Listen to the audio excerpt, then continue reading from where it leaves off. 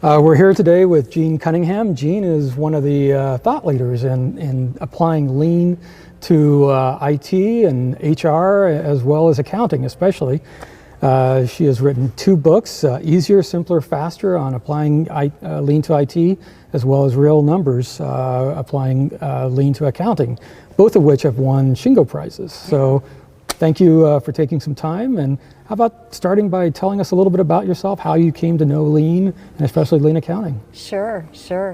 So I was had the opportunity to become CFO of a family-owned manufacturing company in Louisville, Kentucky, and they were a really wonderful small company, industry leader, developed the industry that they were in, very engaged, ownership, management, but had always been extremely successful, but was run in a very traditional way. So, batch and queue production, standard cost accounting, different divisions within the company that, but had been very successful, and so the accounting information was probably a byproduct of that company, because when everything's going well, the numbers are far less critical to look at, right?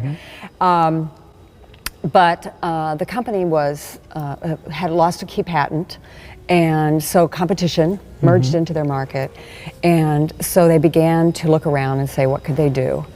And I had started with them in 1992 and had their first negative earnings year, that first year.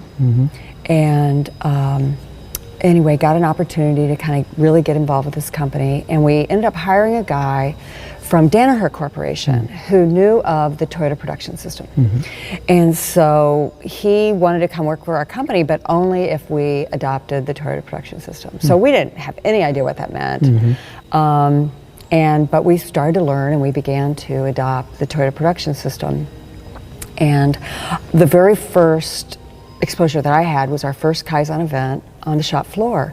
And in 4 days, we completely transformed the factory in this area for this group of products from, welding over here and painting over here and assembly over here and machining over here to an actual cell with the flowed. And I was on that team. So here I was the CFO. I had, I was on the team with engineers, the people that worked on that in that area. And in 4 days, a miracle happened. We pulled all this equipment and we were making things one at a time. Well, for me, I'd always been a manufacturing junkie, loved manufacturing, loved being on the shop floor.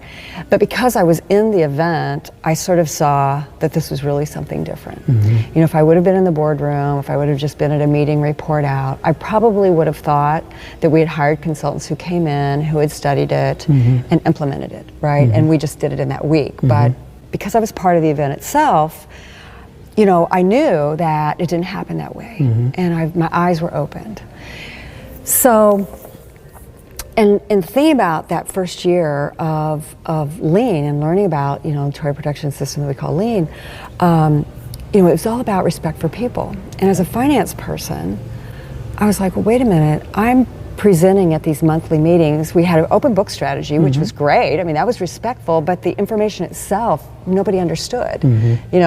This month our shipments were up, but our earnings were down, or shipments were down, but earnings were up, and then there was all this gobbledygook about, inventory and all this sort of crazy stuff. And it's like, this isn't very respectful. If we're going to engage the workforce in continuous improvement, you need to explain and teach. And how can we be giving them the scorecard that they can't understand? Right.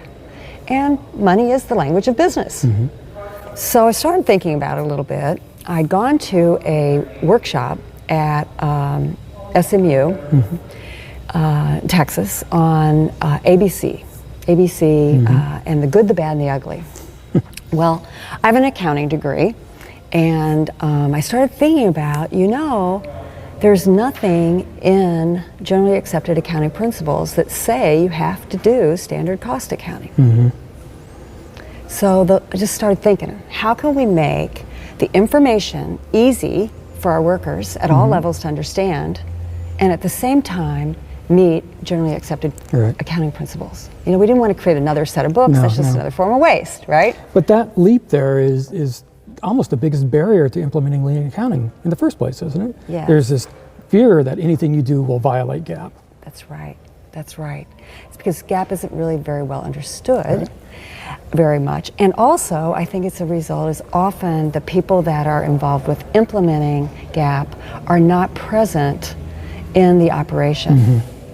And so there's a disconnect. So that's really the start, was to say, how can we make all this financial information easier and more useful at the shop floor? And so we got rid of standard cost accounting and implemented, you know, what now we call plain English financials or lean accounting. You know, there's lots of different names we use for it. But basically, it was just a set of, you know, generally accepted accounting principle statements, but formatted in a way that was easier for people to understand. And as a result of that, lots of waste went out of the accounting department. A lot of waste went out of operations on tracking information Just the that really transactional wasn't side. necessary. Exactly. And so what happened was I kind of was doing this in a vacuum. I didn't know that other people might be interested in this. Well, the consulting firm that we used asked me to go talk with CFOs of other companies, and so I would go talk with them, and I'd talk about our products too, you know, do a little sales trip as well.